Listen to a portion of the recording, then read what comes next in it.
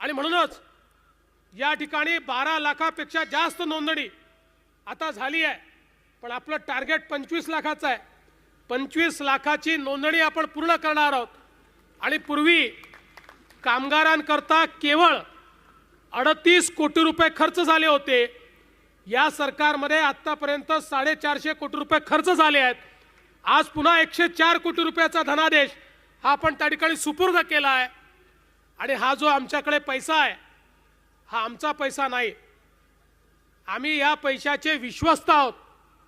हा तुमचा पैसा आहे, बांधकाम कामगारांचा पैसा आहे, तुमच्याकरता जमा झालेला पैसा आहे। त्यामुळे यातली पै न पै ही तुमच्यापर्यंत पोहोचवण्याचं काम हे राज्य सरकारच्या माध्यमातून आम्ही करतो आहोत।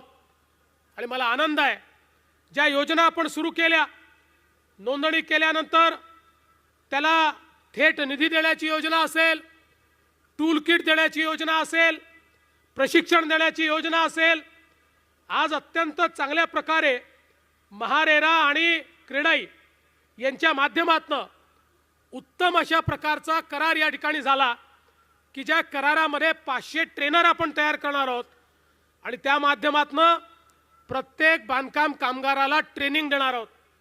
ट्रेनिंगचा फायदा काय आहे? आज आमचा कामगार जर रुपया कमवत असेल तर ज्या दिवशी ट्रेनिंग घेईल त्या दिवशी 2 रुपये 2.5 रुपये तो कमवेल, 2-2.5 पटांनी त्याचं जे उत्पन्न आहे या ट्रेनिंग नंतर वाढू शकेल।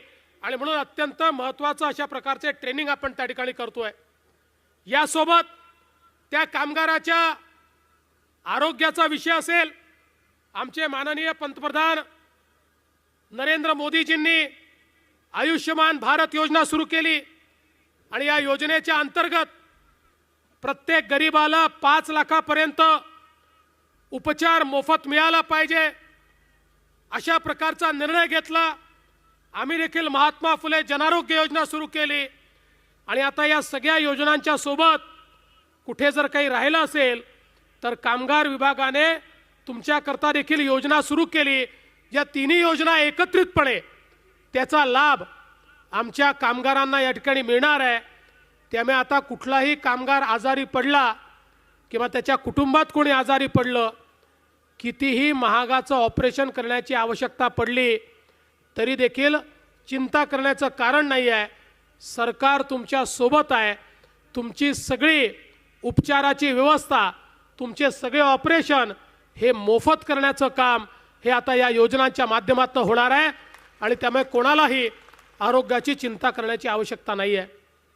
सामाजिक सुरक्षा विम्याचं कवच, अपघात होतात, पहिल्यांदा तर ट्रेनिंग देऊन, सुरक्षेचे सगळे इक्विपमेंट देऊन, सुरक्षेचं त्या ठिकाणी प्रशिक्षण देऊन कोणाचा ॲक्सिडेंटच होऊ नये हा आमचा प्रयत्न असणार आहे। पण तरी देखील झाला तर घरचा करता पुरुष किंवा मेहनत करणारी स्त्री निघून गेली तर त्या घरावर उपासमारीची पाळी येते आणि म्हणून त्यांना विम्याचं कवच देखील आता या योजनेच्या माध्यमातून आपण देतो आहे। त्यांच्यानंतर त्यांना विम्याच्या माध्यमातून त्यांच्या घराला, परिवाराला त्या ठिकाणी मदत मिळणार आहे। आणि यासोबत सगळ्यात महत्त्वाचं काही असेल तर डॉक्टर बाबासाहेब आंबेडकर नेहमी असं म्हणायचे, शिक्षण हे वाघिणीचं दूध आहे आणि ते वाघिणीचं दूध प्रत्येक कामगाराच्या पाल्यांना मिळालं पाहिजे। याकरता ज्या शैक्षणिक योजना या ठिकाणी सुरू झालेल्या आहेत